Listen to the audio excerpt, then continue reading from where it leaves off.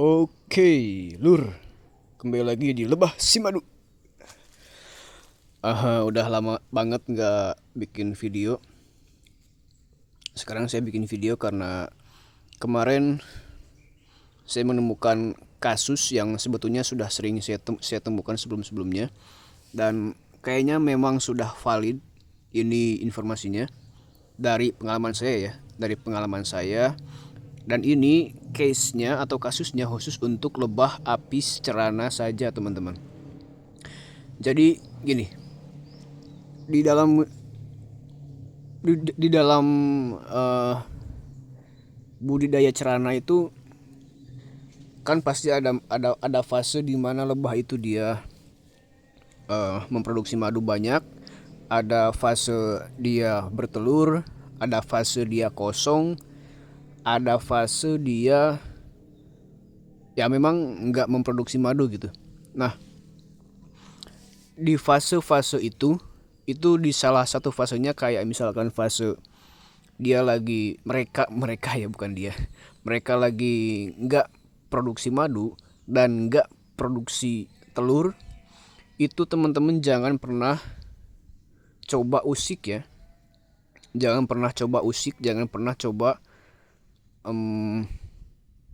mengganggu atau membuka atau mengangkat framenya, sekalipun kita pakai frame yang bisa diangkat tutup ya. Karena kenapa? Kemarin atau ya sekitar 2 mingguan ke belakang saya itu lagi nyoba teknik untuk memperbanyak koloni dengan cara beli, teman-teman tahu frame yang kosong itu yang dijual di online tuh yang kayak Apis mellifera. Nah itu saya beli, saya pasangkan di frame, terus saya masukkan di sini. Saya masukkan di kotak yang ini. Awalnya kotaknya aman, mereka perlahan-lahan mengurus ya, atau menerima keberadaan si frame baru itu yang saya pasang. Tapi nih, karena saya terlalu sering, ini posisinya kayak gini, kayak gini. Jadi frame kosong atau yang baru saya beli itu saya pasang di tengah-tengah sini. Ini. Tapi karena saya penasaran banget, ini udah sekitar sebulan mungkin, 3 minggu atau sebulan lah. Ini, nah kalau teman-teman lihat di sini dia udah menerima, udah ada mulai masuk, ditambah ini ya propolis ya atau apa ya. Nah, dia udah mulai ditambah. Tapi karena saya terlalu sering mengecek karena penasaran kan, saya sering cek, jadi dia kabur coy itu. Ini untuk kasus cerana ya. Kalau untuk kasus mellifera mungkin beda. Tapi dia memang nggak mau diganggu. Dan kebetulan semua kotak saya ini itu mereka lagi nggak musim madu. Jadi karena mungkin selain nggak ada pakan, diganggu terus, dan ada sisiran yang baru kayak gini, itu mereka jadi malas dan kabur. Walaupun mereka udah menerima nih kayak gini. Jadi bagusnya kalau lagi nggak musim bunga, itu jangan pernah teman-teman keseringan ngecek. Mungkin 2 minggu sekali boleh lah, atau sebulan sekali boleh lah. Nah kalau saya dulu ketika zamannya malas ngecek, kalau sekarang lagi semangat, itu biasanya saya cuma gini aja kalau mau ngecek. Ini kayak gini, ini saya buka.